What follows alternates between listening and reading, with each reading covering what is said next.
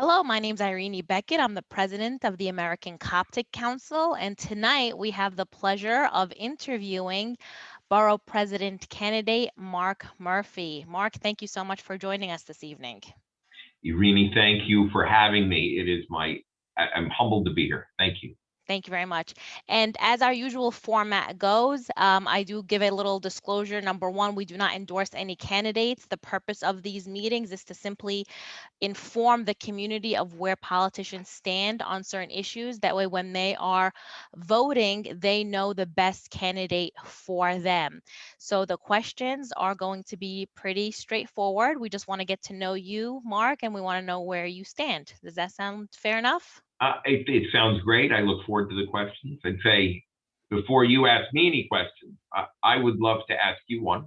Sure, absolutely. If you could, I'd like to know what's the most important issue to the Coptic community in Staten Island. Mark, I have to say that's a little off guard because usually in these interviews I'm the one asking the question. Well, So thank you. This is the first time that a candidate actually asks what the Coptic community is looking for. So I thank you for being interested enough. And I will tell you that I think before COVID, we had an open dialogue and we tried to reach out to as many members of the Coptic community as possible. And one of the issues that came up was, we want to be recognized. A lot of people don't know who the Coptic community is and what they stand for. They've never heard of Copts in general. And so just to kind of be recognized would be great. And one of the other things that I know a lot of our youth are concerned about is having January 7th, which is actually our Christmas, recognized in the curriculum. And I know there was a one of those petitions that actually had gotten hundreds of thousands of signatures because the public school system recognizes so many holidays and so many different religions and so many different ethnicities.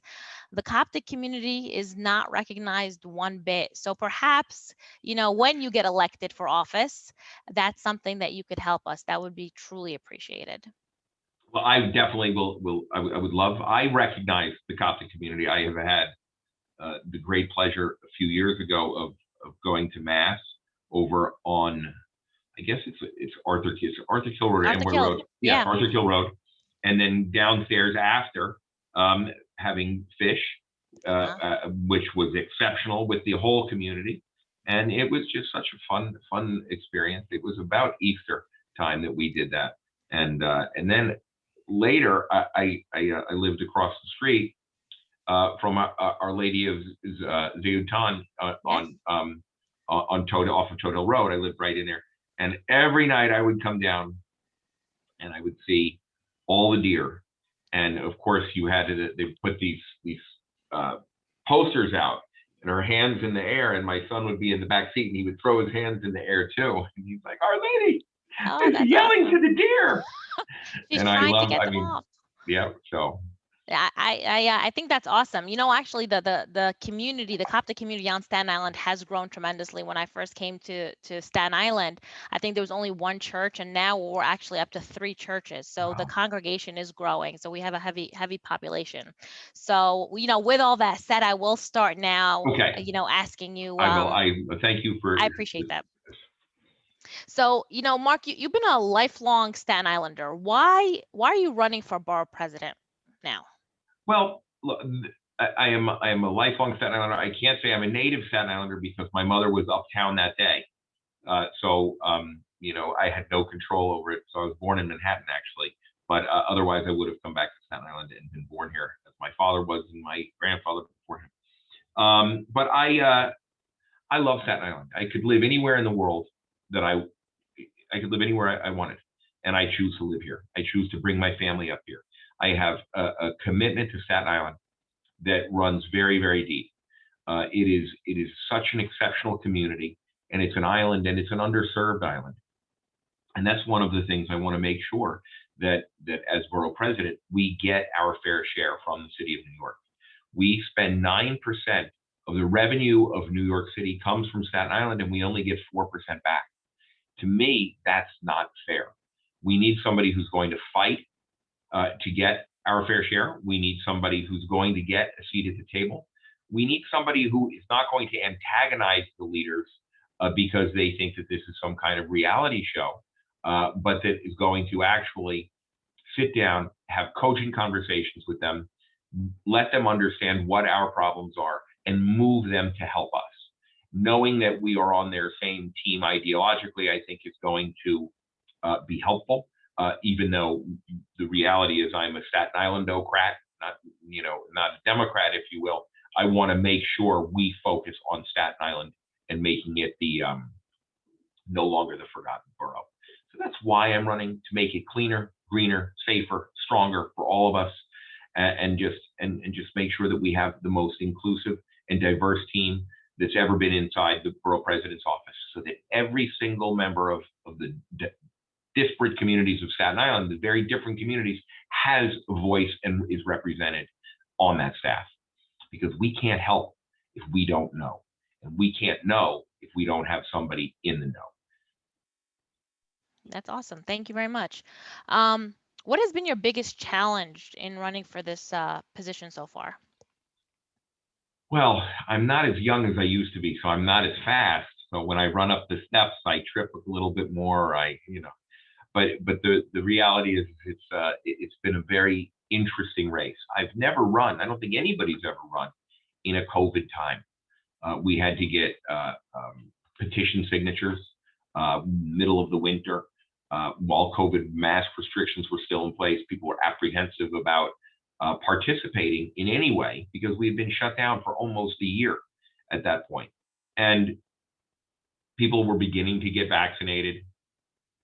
And the whole idea of engaging with another person was almost foreign to everybody at that point. So just that element. Now it's a little bit different now that it's a little bit warmer. So many more people have been vaccinated. Mask restrictions have been, loosened. So I think that was probably the biggest challenge. Is really just sort of getting used to the whole COVID reality. I've never also. A year ago, we would have been having this conversation in person. Well, not a year ago, but a year and a half ago, we would have been having this conversation in person. We would have come and we would have met in some capacity. But now everything is done virtually. It's very convenient because I can make 3 or 4 events. But at the same time, I don't know if you lose the ability to really come off in the best and possible way. So those are probably the biggest challenges. Okay, I don't think anybody had expected or thought about really the ramifications of COVID on the political climate when it's just so local, as far as just the petitions and the things like that you mentioned, because I've heard that from a lot of candidates where people were very apprehensive about, just getting involved in any capacity. So I commend you for, obviously being on the ballot, and you have a primary, obviously, and there's a lot of people that are, taking interest in this. So you're getting this far, and it's at, it's the finish line. So, hopefully it works out for you. You touched upon my next question earlier, but I'd like to know, what would you do to include or involve the Coptic community more in the policymaking decisions that go on here? Well, I've said this to a variety of different communities. I'm a North Shore, West Brighton guy. I think that for many years, the borough president's office has had a much more South Shore centric, decision-making attitude. That to me is not something that I wish to have. I don't want to be the borough president from the North or the South or the East or the West or the Mid-Island. I want to be the borough president for all of Staten Island. And it's very important that we ensure that somebody on staff will be on staff from the Coptic community. We have an ever-growing community of so many, it's a tapestry, if you will, of so many different cultures, so many different races and religions, so many different ideologies, that I want to make sure that we are represented on staff, so that if I have a question or if somebody in the Coptic community has a concern, they can bring it directly to the borough president's office, sit down at the table, and we figure out how to solve that problem, how to address that concern, how to ensure inclusivity so that no community feels left behind.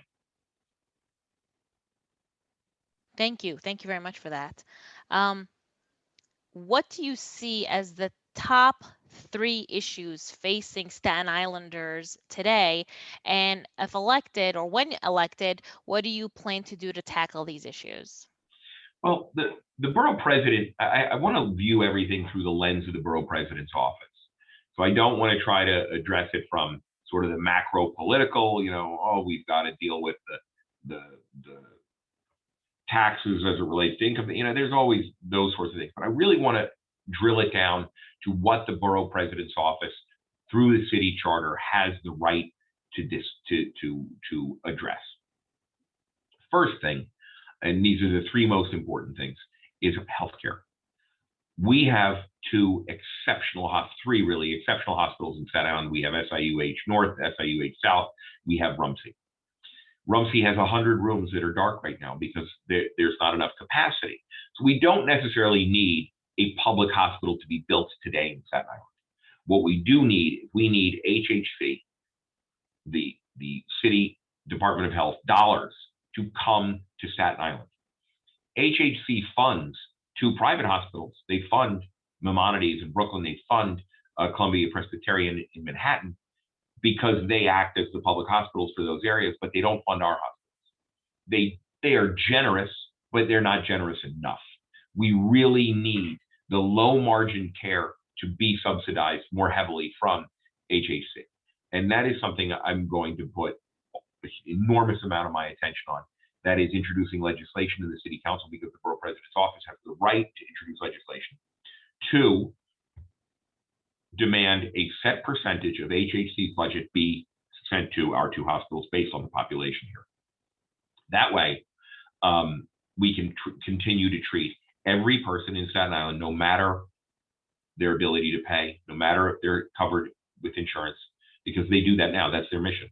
So they act as a public hospital. I want to make sure that they get paid to be a public hospital too. That's number one. Number two, we have an epidemic of gun violence in Staten Island. I think we have an epidemic throughout the city as well. Excuse me. And what we need to do is we need to go to the NYPD. We need to ensure that they have the correct funding. We need to not defund the police. I do not support defunding the New York City Police Department. I support rigorous training, and specifically, I support the NYPD creating an anti-gun task force to get the illegal guns off the streets. We cannot allow, just the other day, a guy burst into pulls up on the side of the road on Van Duzer Street, gets out with an AR-15 assault rifle, and shoots up a music studio, killing a person inside there. We can't allow individuals to have illegal guns, assault weapons like that, and use them on the open street. That's a weapon of war, and they're using it on the street in gangland style killing. In addition, handguns there was a car that was parked not far from my own home. Somebody was walking their dog. They said that the car had been here for a number of days. They called the NYPD. NYPD came up, plates were stolen, opened the car, full of guns. So we have to make sure that we get illegal guns off the street. The only way to do that is to put boots on the ground with the NYPD that are specially trained anti-gun task force. That's number two. And number three, I'd say transportation. I've done a lot of work in the transportation sector. I have a terminal in Staten Island that I helped put together, essentially did the business deal. And it is a water terminal, it's a marine terminal that brings sand and stone into Staten Island. But before the creation of that terminal, I was able to travel all around Staten Island and see every single waterfront property that was feasible for transportation by water. There are a lot of swampland that goes right into water, which is not, but there are a lot of docked, bulkheaded areas in the south, west, and east shores of Staten Island. They're all suitable for transportation to the city of New York. I want to make sure that we can get a fast ferry from the south, from the west, from the east shore of Staten Island to Manhattan, turning the waterways of New York City into the sixth borough of New York. In addition, I want to have more express buses, because it is just unfair that somebody pays an express bus fee and has to stand on their way from Eltingville all the way to Midtown Manhattan. It's just not right. We need to have more express buses, and we also need to have a BRT, a bus rapid transit lane, on the North Shore from the ferry straight down the North Shore, going west towards Mariners Harbor, Port Richmond, and then going out to Amazon, so that people who are going to work here can get to those places much faster than they currently do. Those are my three biggest issues. Okay, great. Thank you very much. As borough president, what would you do differently than our current borough president? I'd show up. Okay. I feel really, really badly saying that, because I know Jim Otto, and he's a nice man. And for the first few years he was in office, he did show up. But for the last few years, he has not. I don't know if that's because he just wasn't seeking higher office and didn't need to be accountable any longer. I don't know, but it's sad. I think he has a fairly good legacy here in Staten Island, being somebody that has been helpful to the community. But I wouldn't say that he will be placed, in the upper rung of most effective borough presidents in Staten Island. And I think in large part that's because he was not as engaged as many of the past borough presidents. I'll even say this about Jim Molinaro. Jim Molinaro made it to so many dinners. He made it to so many meetings. He made it to so many different community activities that he became, as much as I disagree with him ideologically, he became a very warm figure, somebody who you knew you could count on if you wanted to get something done. I don't think Jim Otto is going to have that memory. And that's something I don't want to be the borough president who closes the door, makes it a shut off, boys club. I want to make sure that, again, it's the most diverse and inclusive staff in the history of the borough president's office. I want to make sure that it is the people's borough hall, and that we really start to engage people once again. COVID is over to some great degree. We need to recover from it. We need to build back from it. We need to make sure that Borough Hall is one of the places to do that. And that's where I'm going to start. I'm going to start by being the tip of the spear, if you will, not standing at the very back. Okay. The last question really is, you have a primary now, and you have if you win, you're going to have the election in November. Why should people vote for you? Why are you the candidate that's best for Staten Island? Well, I think there's a couple of reasons. I am not the leadership of the past. I'm the leadership of the future. I am somebody who has worked very hard for Staten Island. I have a reputation for showing up for Staten Island.